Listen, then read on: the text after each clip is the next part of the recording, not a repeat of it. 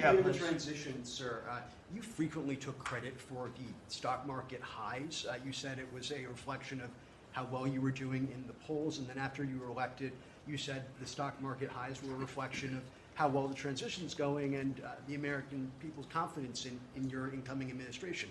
Now, the stock market's not doing so well, and you're saying that's the Biden stock market, yet you are the president. Can you explain that? Yeah, I'm not taking credit or discredit for the stock market. I'm just saying that we inherited a mess, both at the borders. You could look at every single one of the people here, and no matter who it is, they're doing better, and they are far superior to what took place for 4 years before us. When you look at prisoners being allowed to come into our country at will, just at will, people from mental institutions, gang members, drug dealers, when you look at that, what they've done to our country, and also having to do with finance, look at what happened with inflation. We had the worst inflation probably in the history of our country. They say 48 years, but I would say in the history of our country, it ate away at people.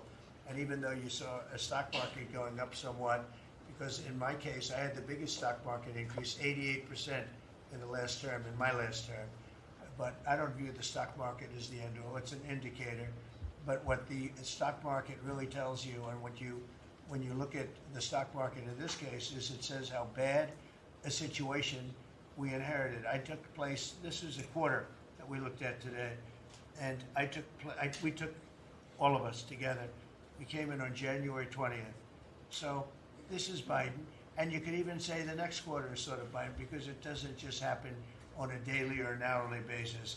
But we're turning it around. It's a big ship to turn around, and we're going to have the greatest country financially in the history of the world, I believe. I think we're going to do things and we had to do it. We reset the table. We were being ripped off by every single country, with just about without exception. I'd have to really think hard for who hasn't taken advantage. And I don't even blame those countries. I blame the person that was sitting right here where I am for allowing it to happen, where our country was ripped off on trade, hundreds of billions of dollars, and now we're doing better than we've done in a long time. You know, we were losing $4 to $5 to even $6 billion a day on trade with Biden, and now we have it down to a very manageable number, and the tariffs, for the most part, haven't even kicked in yet. So that's the way.